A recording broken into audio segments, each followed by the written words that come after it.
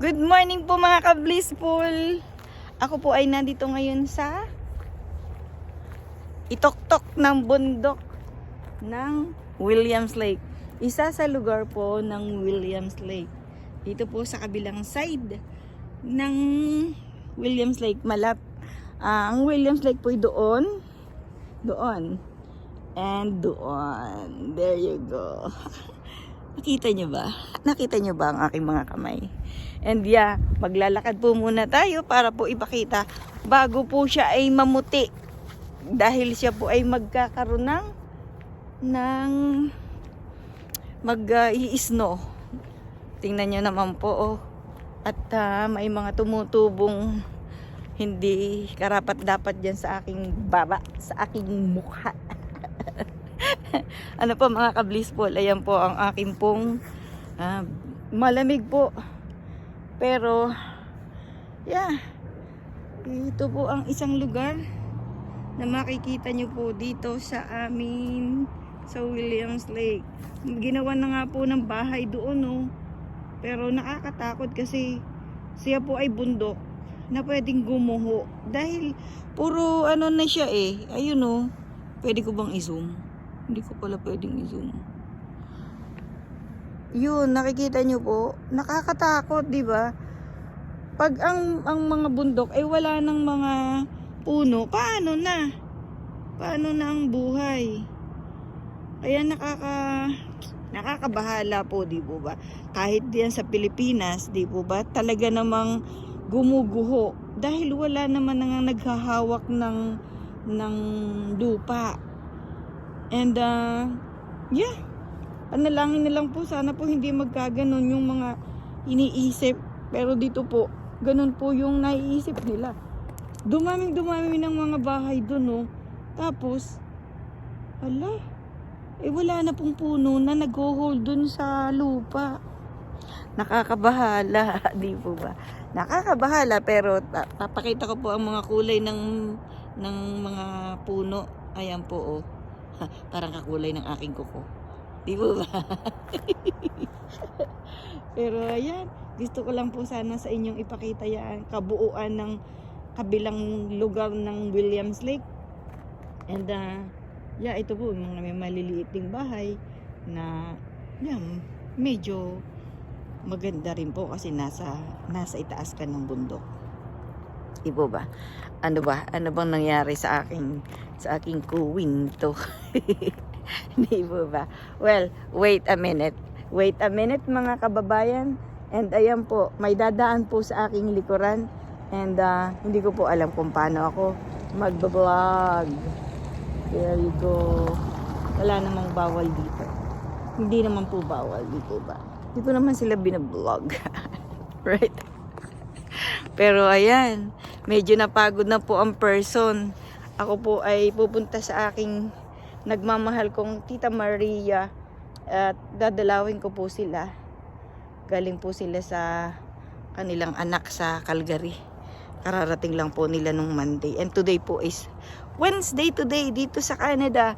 Good morning mga ka-blissful. Good morning po sa ating lahat. Yes, binigyan ko po ng time ito at para po uulan na. Pero ako po ay nasisilaw dahil ako po ay wala na pala akong lipstick. Pero okay lang din po ba?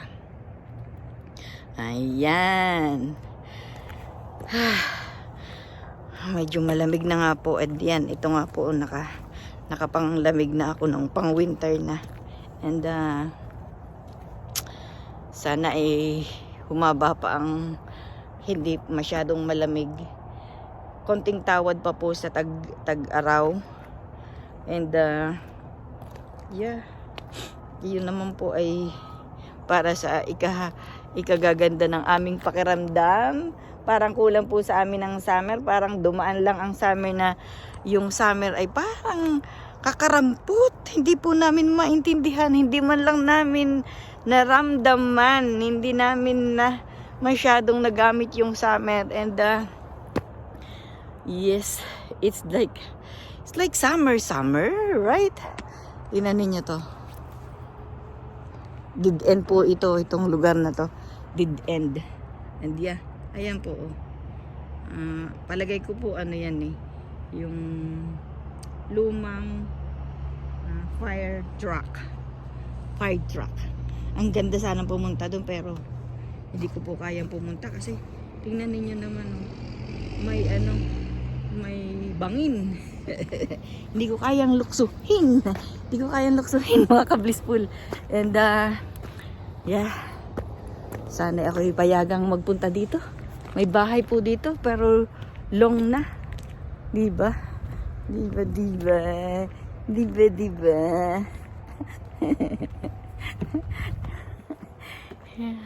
May furry na po ako dito, furry. Pero parang hindi ako naligo sa aking buhok, mga ka-blissful. Pagdating ko po sa bahay, ako po ay magsha-shower, maliligo. Liliguan ko po ang buhok ko, mga ka-blissful. At mga ka-blissful, ay, kumusta po kayo diyan? Ano po, wala na po bang bagyo? Salamat naman po sa Diyos at lumihis yata po ang bagyo diyan. And wishing for the best, wishing for the good day. Be blissful, be thankful, and yeah, thank you to our Creator that we are still here, we are kicking, and we are alive. Oh, there is mayroon po kasi doon daan, pero ito po dead end na siya. Kumbaga last, babalik ka na. Wala ka nang pupuntahan. And yeah, ayan na po, nagfo-pour na po yung rain. And gusto ko lang nga pong ipakita sa inyo itong lugar na to. Itong lugar isang lugar ng Williams Lake na magandang tingnan. Maganda ba yan? Ano bang maganda dyan? Well, and that's it. And I'm so thankful and blessed. Super blessed po ako. Tuloy, yung blissful at saka blessed is para pong matigas at saka po malambot na salita. Well, maraming salamat po ulit at ito na po, ako po ay uuwi na at ako po pupunta na dun sa aking pupuntahan. Posible po ako'y mag-vlog din dun sa mag-grocery po ako ng konti para po dun sa mga kulang ko sa bahay. And that's it. Yeah, that's it. Yun po, today is Wednesday and I believe mag-aalas 4 na po ng hapon. Hapon na po. Okay? So, let's go. Let's go na po ba? Para namang let's go nga. Okay, thank you so much po and have a blessed day everyone. Bye and thank you po sa panunood. Maraming salamat maraming salamat po. Ingat po kayo palagi, mga ka-blissful, aking mga anak. I love you. Ingat po kayo lahat. Bye.